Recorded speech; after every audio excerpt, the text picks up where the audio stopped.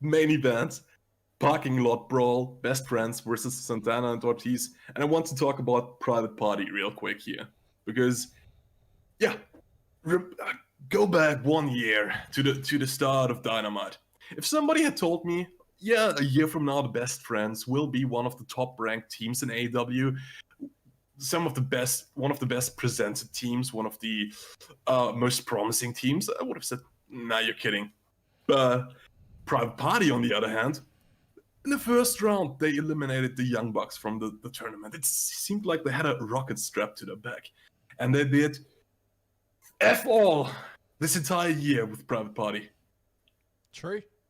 Yeah. They've been kind of an afterthought while Best Friends were all over the show.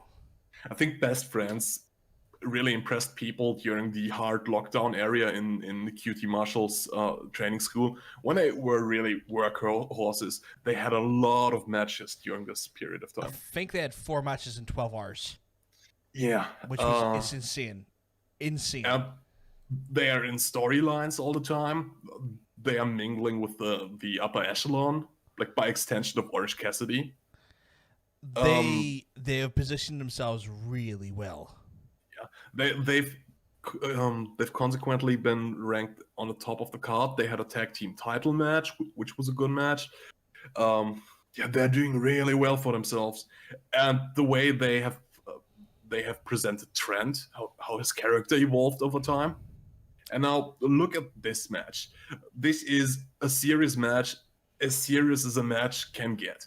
And this is from I don't want to call them a comedy tag team, but they're more on the cartoonish side. But when they started, it was the team hug, and this kind of is the character growth they went through over this year. It's all culminating in this parking lot brawl, it feels like. Yeah, like they were considered like slackers. They were kind of like the guys who were not a joke, but like maybe just didn't care. They were kind of like extensions of Orange Cassidy's personality with a little more vocalism to it. And this whole angle with Inner Circle has, by extension, made all 3 people grow.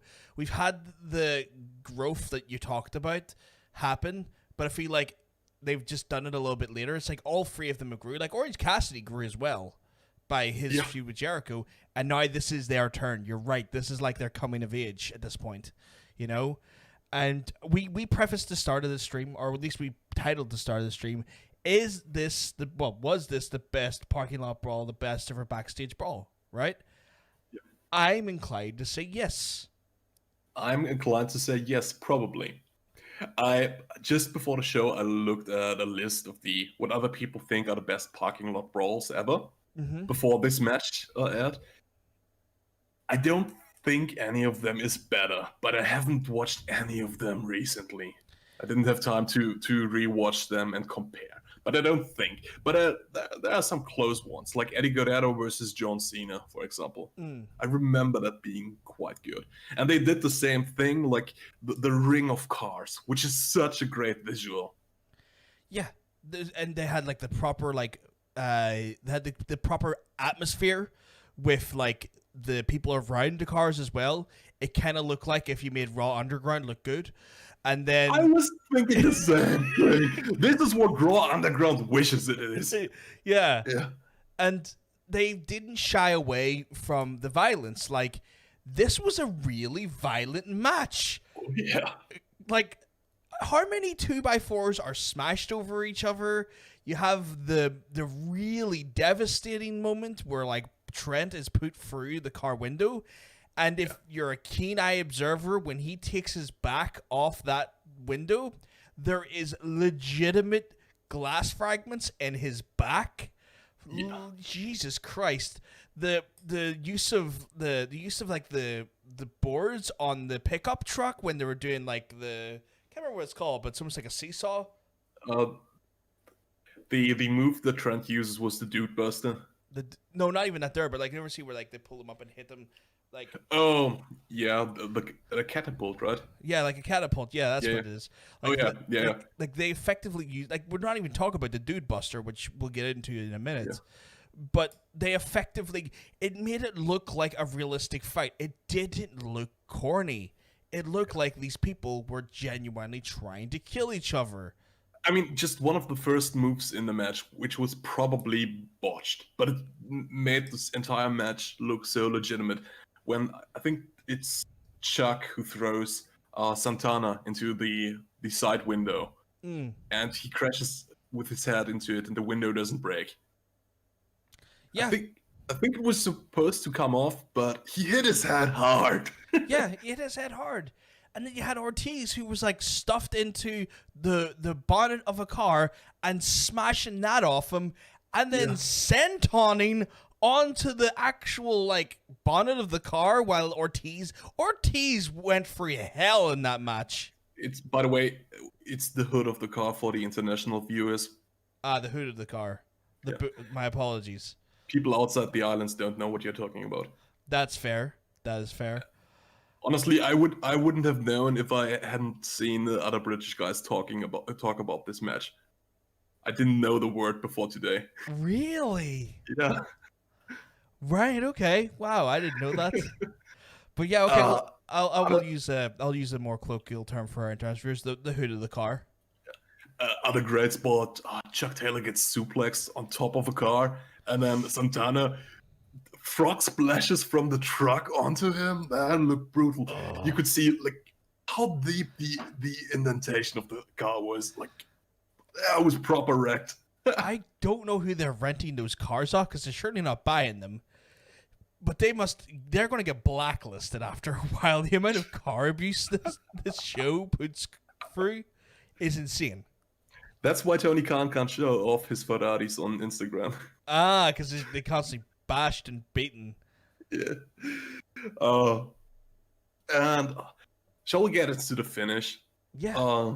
With the surprise participant in the match, Orange Cassidy comes out of the trunk of a car. He has his fist wrapped in chains, super punches Ortiz, I believe.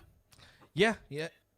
Did you like the inclusion of Orange Cassidy? I mean, it was kind of foreshadowed last week. He was included in the beatdown and stuff, so... Yes and no. I feel like it takes the shine off them too for being able to beat them. Like, yeah. I feel... It's like, let these two get a win without... I don't want to call it cheating because there realistically was no rules. But without, like, giving a higher man advantage, even for one move, because it was still his finisher with a weapon on it. I feel the same way. I mean, I can understand it. It makes sense, but like the whole Sue's car stuff, it was just between the two teams, and I wanted to end it just between the two teams. So it was still a fantastic match, but it was like the Orange Cassidy, and that was the only bad thing I can say about the match. Yeah, a little bit. It takes the shine off them a little bit, which I would have liked to have stayed on more.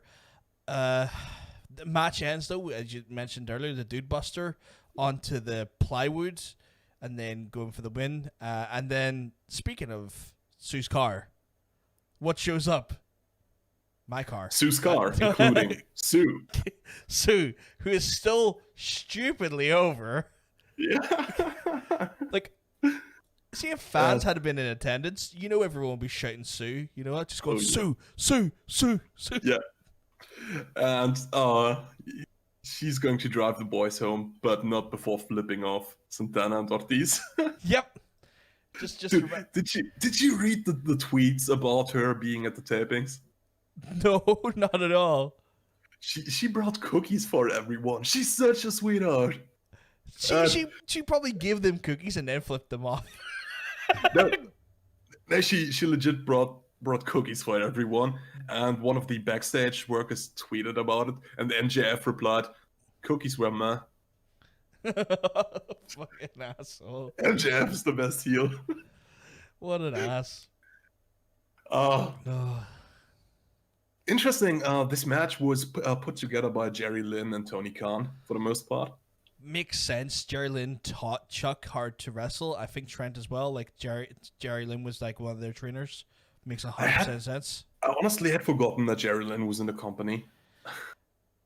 You know what? That's a sign of a good producer, though. They're not meant to. You're not meant to go, "Oh, that's a Jerry Lynn match right there." Yeah. I mean, I think the only time we've seen him on screen was it All In as a ref, right? The Yeah. very first All In. Yeah, pretty much. Yeah. That was the only time I can recall. There's like an homage to him on the tag team belts as well.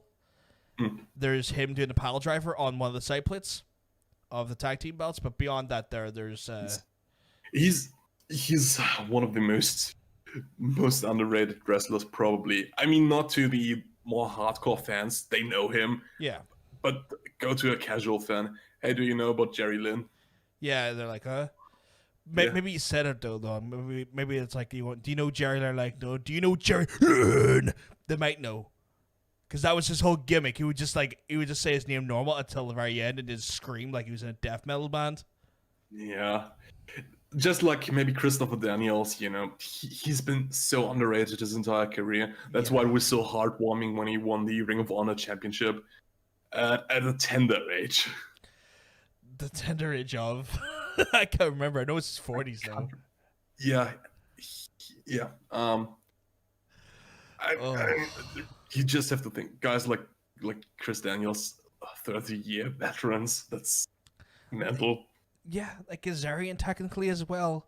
I mean, they're very renowned for their tag team stuff, but like, and they incredible singles guys too. Incredible singles guys, yeah. In TNA, they did shine a lot there. It's that brings, like, speaking about that there, that kind of shows why you shouldn't have too many veterans in the main event of those companies, because you get to the point where you've got people like Chris Daniels who then get to the stage of being those veterans and nothing to show for it.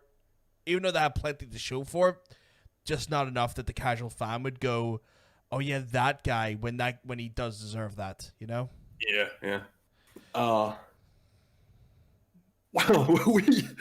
we got off track there. Always do. Great street fight. We've